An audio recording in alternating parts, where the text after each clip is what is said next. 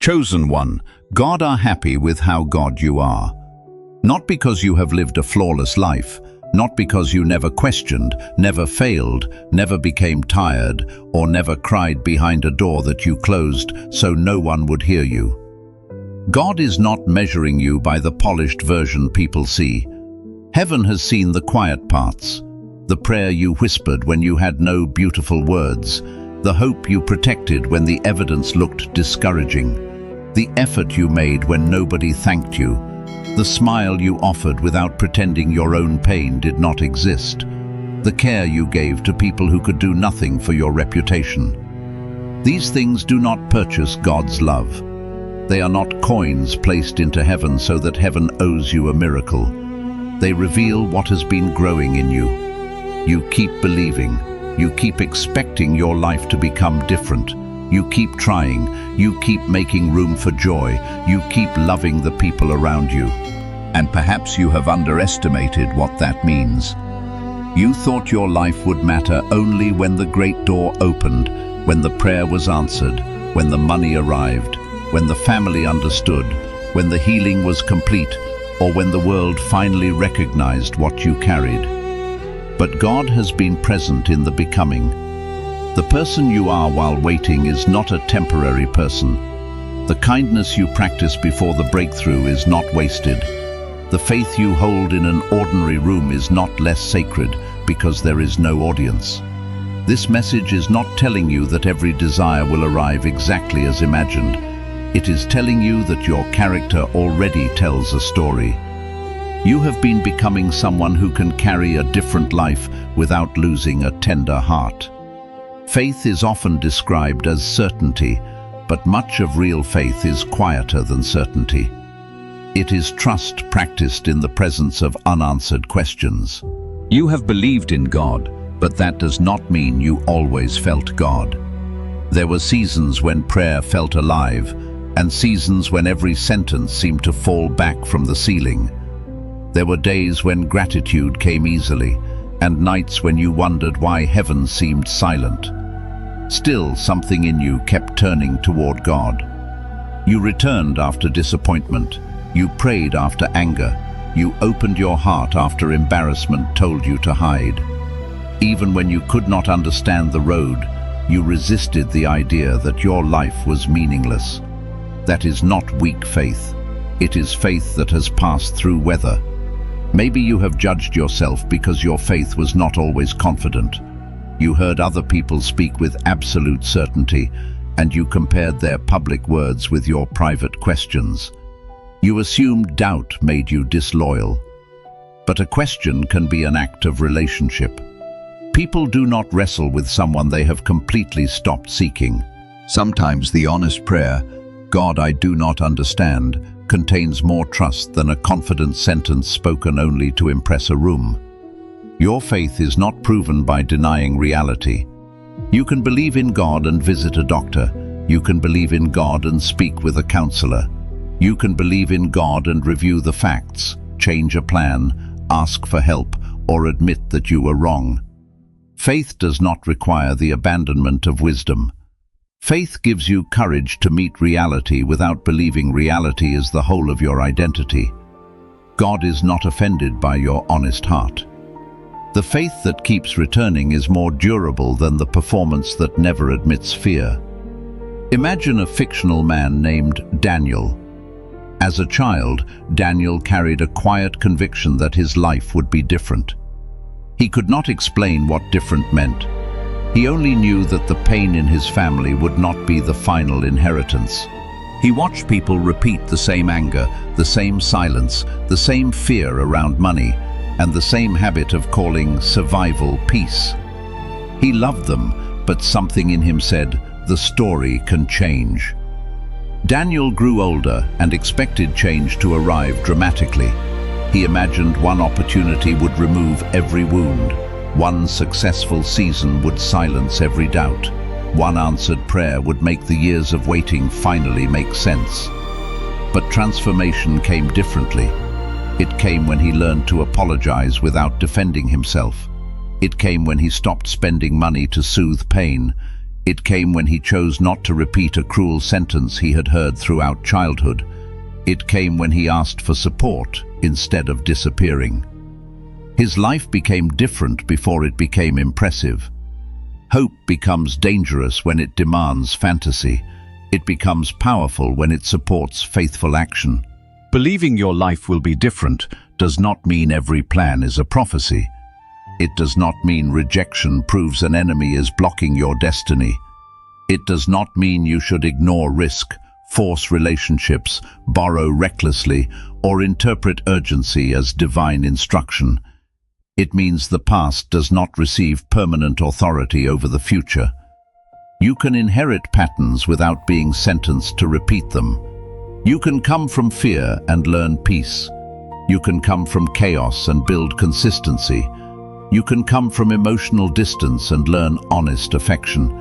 You can survive disappointment without making disappointment your name. Perhaps the different life you sensed is not a life above everyone else. Perhaps it is a life more awake. A life in which you no longer confuse suffering with loyalty.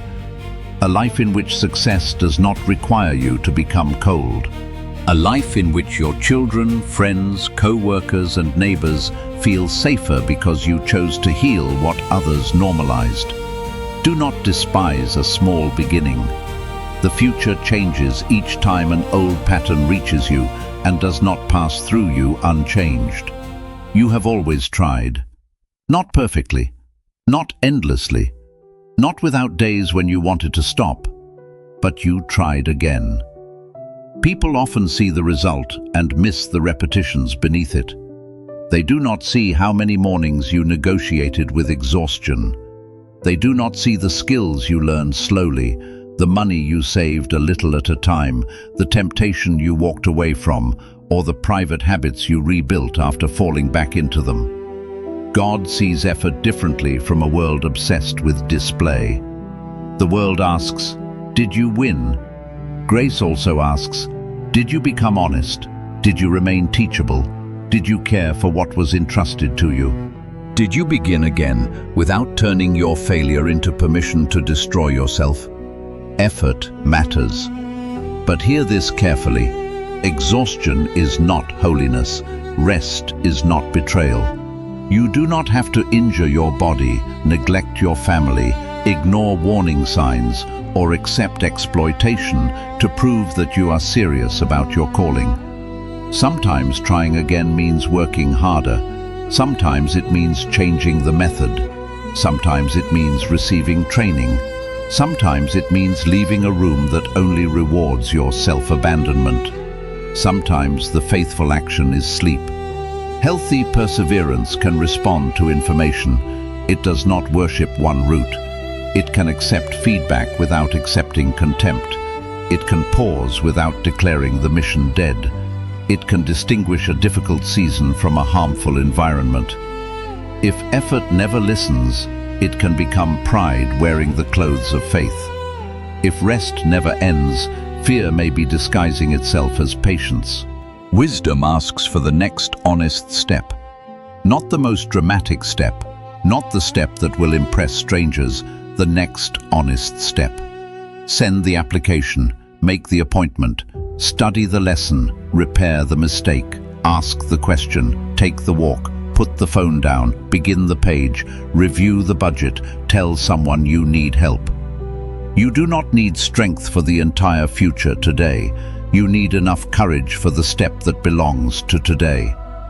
There is a kind of happiness that depends on everything going well, and there is a deeper joy that notices goodness without denying pain. You have always carried some capacity for this joy. Even in difficult seasons, you noticed light entering the room. You laughed at an unexpected moment. You appreciated a meal, a song, a familiar voice, or the simple relief of making it through another day. This did not mean your pain was imaginary. It meant pain did not receive exclusive ownership of your attention.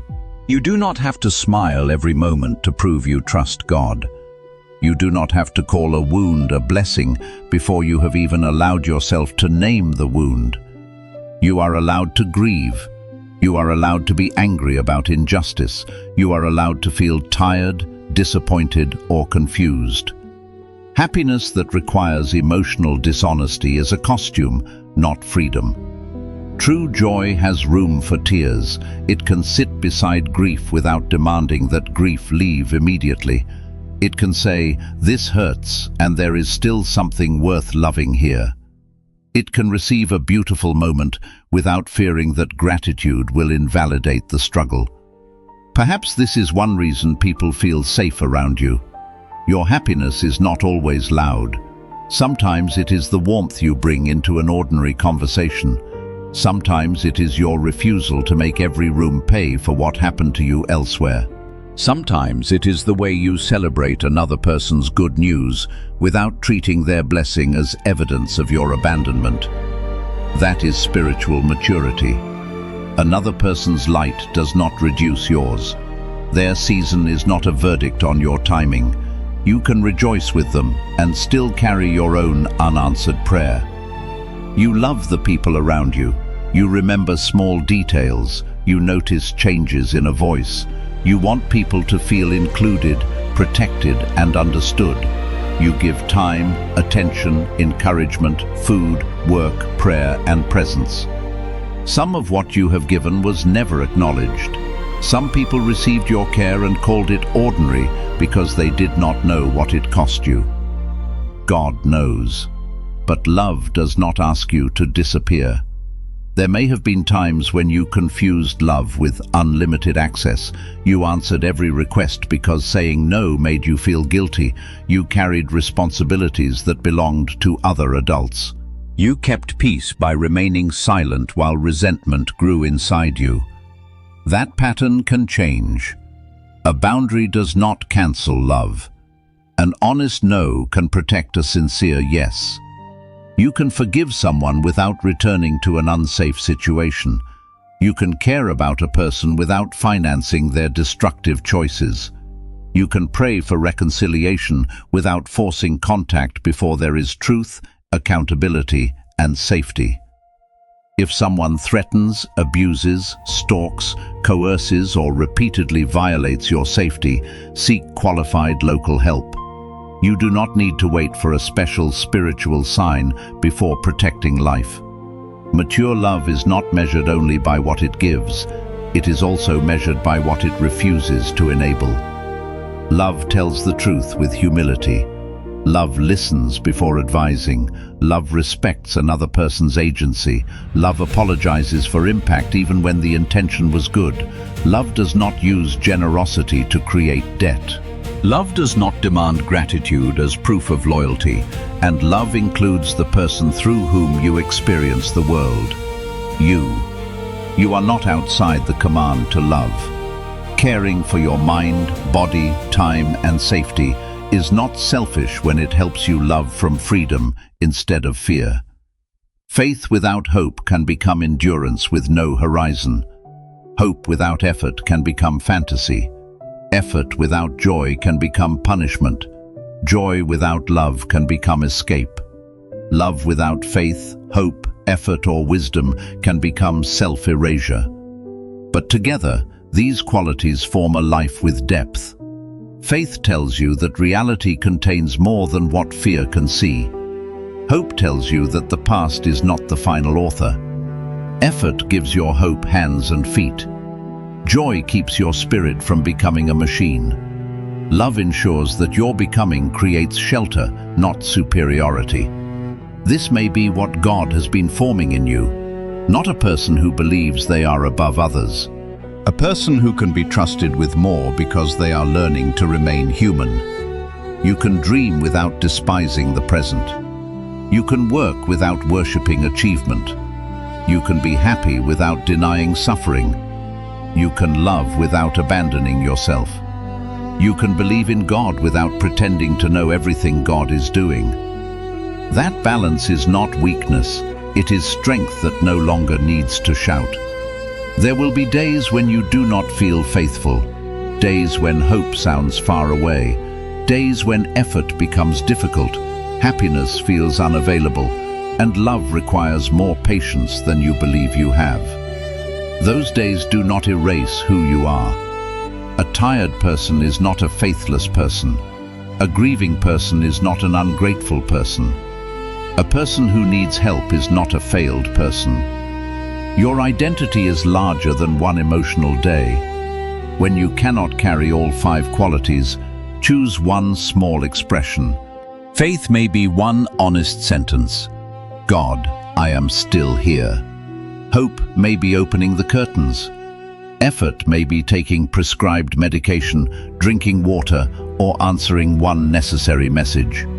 Happiness may be allowing one gentle moment without guilt. Love may be asking for space before your pain becomes a weapon. Small does not mean meaningless. The seed does not apologize for being a seed.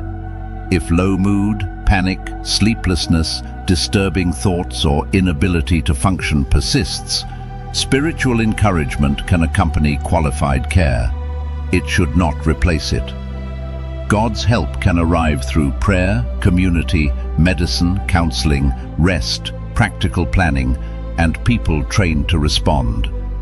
Receiving help is not the opposite of faith. Sometimes it is how faith opens the door. If you recognize yourself in this message, do not turn these qualities into another performance. Honor them with simple practices. First, protect your faith with honesty. Set aside a few quiet minutes in which you do not perform. Tell God what you actually feel. Read slowly. Listen. Let prayer become relationship again, not a report designed to earn approval. Second, give hope a visible shape. Write one way you want life to become different, then identify one action within your control. A dream becomes easier to steward when it can enter a calendar, a budget, a conversation, or a daily practice. Third, make effort sustainable. Choose consistency over punishment. Build a rhythm that includes work, review, correction, and rest. Ask whether your method is producing health, wisdom, and useful progress. Fourth, practice honest joy. Notice 3 ordinary gifts without using gratitude to silence grief. Let a good moment be good. Celebrate someone else. Create something. Laugh without asking permission from the future. Fifth, love with truth and boundaries. Encourage someone. Listen carefully. Make one repair. Say one necessary no. Give what you can give freely, not what fear pressures you to give. These practices will not make God love you more. They will help you live more fully inside the love you already believe is present. Chosen one, God are happy with how God you are. Now hear the heart beneath those words. God is not celebrating a mask. God is not asking you to become endlessly positive, endlessly productive, endlessly available, or endlessly certain. God has seen the becoming. You kept believing when belief was quiet. You kept imagining a different life without surrendering your humanity. You kept trying, learning, resting, and beginning again. You kept welcoming happiness without pretending sorrow had never visited. You kept loving people, and now you are learning that love can include truth, wisdom, and boundaries. Do not use these qualities to place yourself above anyone. Use them to kneel closer to what matters. Let faith make you humble. Let hope make you patient. Let effort make you dependable. Let joy make you generous. Let love make you safe. Your different life may not arrive as one dramatic event. It may already be arriving through the person you are becoming. Every time you choose truth over appearance, it arrives. Every time you break a harmful pattern, it arrives. Every time you rest before bitterness takes control, it arrives. Every time you celebrate goodness in a difficult season, it arrives. Every time someone encounters your care without losing their freedom, it arrives. The miracle is not only what will happen to you, the miracle is also what is happening within you. So continue, but continue gently. Believe, but remain teachable. Hope, but stay rooted in reality. Work, but honor your limits. Be happy, but tell the truth about pain. Love, but do not disappear. You are not required to prove your worth through perfection. You are invited to keep becoming faithful in the life that is actually yours. And when you forget, return to the 5 quiet truths that have carried you this far. You believe. You hope. You try. You welcome joy. You love. Not as a performance for heaven, as a response to grace. Heaven has seen it. And today perhaps you can finally see it too.